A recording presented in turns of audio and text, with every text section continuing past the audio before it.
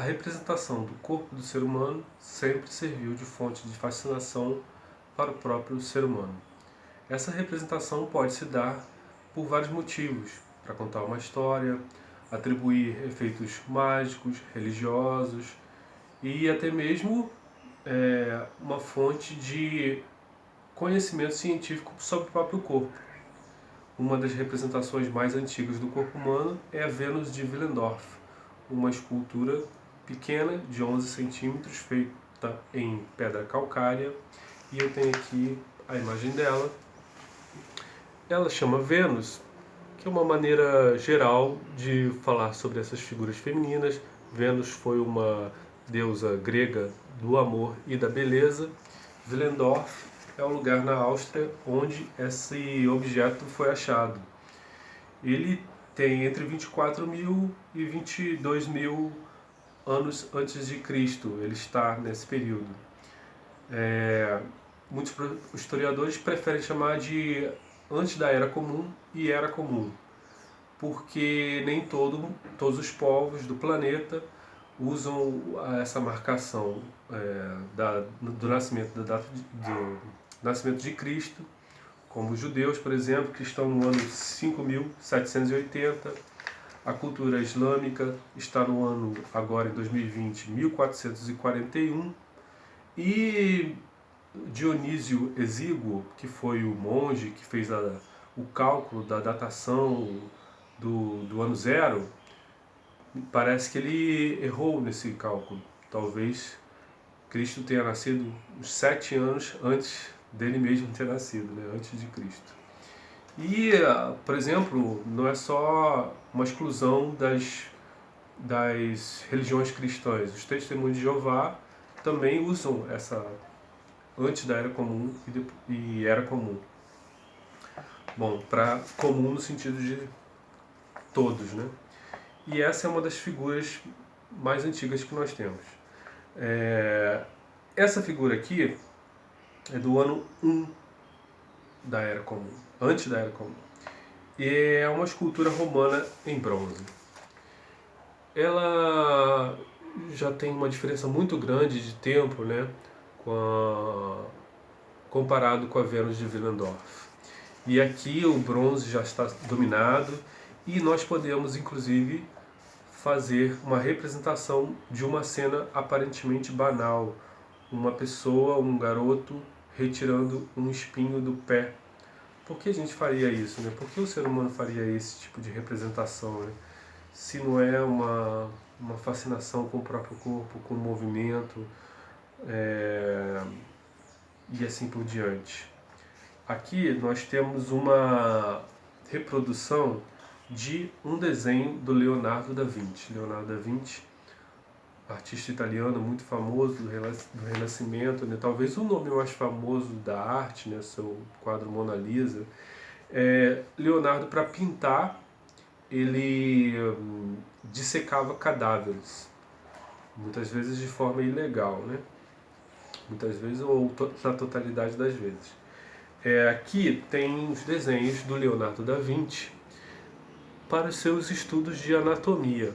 Então, ele cortava os cadáveres, dissecava, queria entender como é que era o corpo humano, e esses desenhos serviram para a gente ter conhecimentos científicos sobre esse funcionamento. São desenhos muito importantes do Leonardo da Vinci, tem anotações do lado, então o desenho também é uma forma de estudo, né? Uma forma de entender o corpo humano. Os ex-votos são figuras também, esculturas, feitas com um objetivo não apenas artístico. Eles servem para transferir uma doença para o boneco ou pedir para que essa doença desapareça, e tem esse significado religioso porque são oferecidas essas esculturas e elas representam a doença ou o problema que precisa ser resolvido. Aqui nós temos um uma figura, um ser humano, de madeira, né, bem lustrosa, e ele tem um cordãozinho com um coração. Qual seria o problema dessa representação? Será que ele tinha um problema cardíaco? Será que ele estava apaixonado e tinha essa aflição, né, por resolver o seu problema? O ex-voto tem ex-votos só de velas, né? Então, são vários materiais diferentes. Ex-votos que são pezinhos, mãozinhas, representando, né, as possíveis curas desejadas. Aqui nós temos uma tela do Di Cavalcanti, o ex-voto que eu mostrei antes também, século XX. Di Cavalcanti, um artista brasileiro muito importante que buscou representar a beleza brasileira.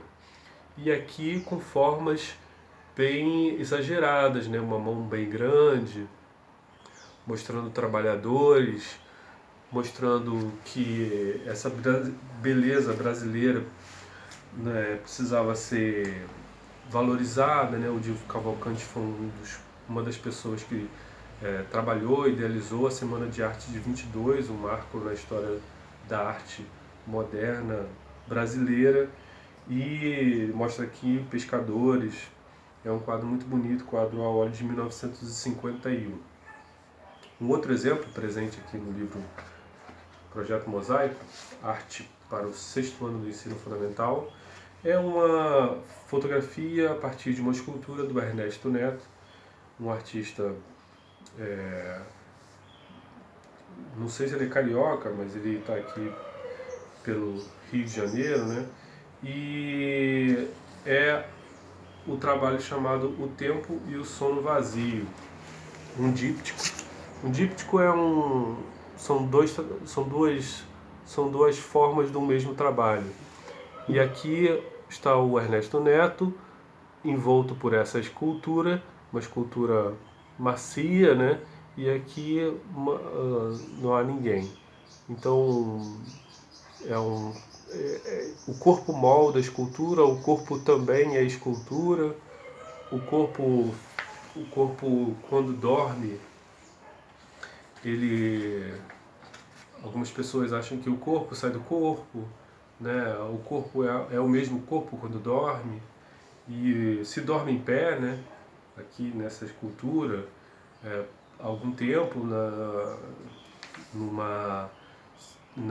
por exemplo, na Europa, uma certa parte da história, as pessoas dormiam sentadas porque achavam que se dormissem deitados eles podiam ser sugados para o inferno, uma coisa assim, né? Então é interessante pensar na coisa do sono, e hoje em dia, né, como que o sono está sendo roubado da gente, né, para uma produtividade intensa, né? Uma outra forma de representação muito comum de arte, felizmente, é a arte de rua, o street art ou o grafite. O grafite normalmente é feito de letras, mas também de personagens. Muitos grafiteiros criam personagens e repetem esses personagens na rua. Aqui nós temos um exemplo do Chivits, em São Paulo, com um personagem mostrando um pouco, ele tem uma representação da cultura, né, do hip hop, a pessoa escutando um rádio, um skate. Essa é uma representação que felizmente a gente pode ver em vários lugares, a gente precisa só aguçar o nosso olhar, né? Por último, o exemplo aqui são esculturas do Ron Mueck, que é um artista australiano que teve uma grande exposição aqui no MAM, no Rio de Janeiro, em 2014. São figuras muito realistas. A diferença, aqui é um trabalho do Ron Mueck, a diferença é que não só a gente fica fascinado pela possível habilidade do artista, mas eles estão numa escala diferente, eles são muito grandes, essas esculturas. Vocês veem em algumas pessoas aqui. E o gigantismo dá uma estranheza, né? O gigantismo do corpo humano dá uma estranheza.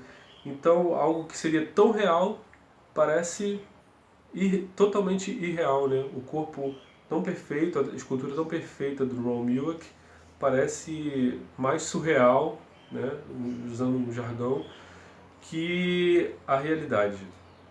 Então, essas são algumas possíveis representações diferentes do corpo humano. Aqui uma escultura do Ron Mueck, esse grafite, o Ernesto Neto usando o próprio corpo como escultura, o Di Cavalcanti valorizando a beleza brasileira, os ex-votos com partes do corpo, o Leonardo da Vinci dissecando o corpo, as esculturas romanas, as esculturas como a Vênus de Willendorf. Imagina, 24 mil anos antes da Era Comum, que instrumentos foram usados para fazer esse tipo de escultura, né? E o que será que ele representa também, né? Representa fertilidade. Algumas pessoas podem pensar no padrão de beleza que foi mudando numa era glacial com poucos recursos de alimento, como que a gente via a beleza do corpo, alguém que tem a possibilidade de comer mais, né? Então, eu falei era glacial, mas eu estou tentando aqui... exatamente, a glaciação da Europa estava acontecendo nesse momento, e por isso os alimentos eram poucos. Talvez seja um ideal de beleza quando você tem fome. Bom, então essas são possíveis representações do corpo humano, e entrecortadas pela arte, algumas claramente artísticas, com objetivo artísticos, principalmente do século XX, né, a partir desses que a gente viu no século XX, claro, também a escultura romana, mas sempre entrecortados por essa noção de arte.